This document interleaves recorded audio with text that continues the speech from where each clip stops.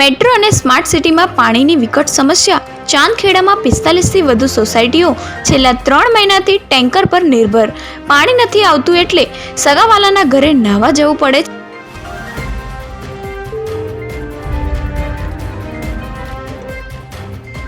અમદાવાદ શહેરનું પોલીસ તંત્ર ઘોર નિંદ્રામાં. વિશાલા બ્રિજ પર ભારે વાહનો માટે પ્રતિબંધ, છતાં પણ અવરજવર ચાલુ.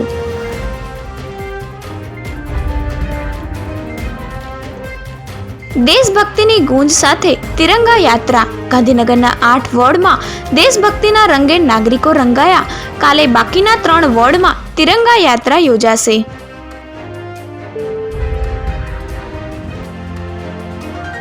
લૂંટ, ઘરફોડ, ચોરીના 5 ગુનાનો ભેદ ઉકેલાયો. ગાંધીનગરમાં ધાડના ગુનાને અંજામ આપનાર દાહોદની ખૂંખાર મોહનિયા ગેંગનો સાગરીત ઝડપાયો.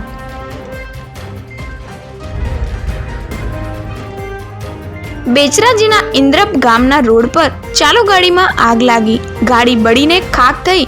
ગાડીમાં સવાર 6 લોકો તાત્કાલિક નીચે ઉતરી જતા જીવ બચ્યો.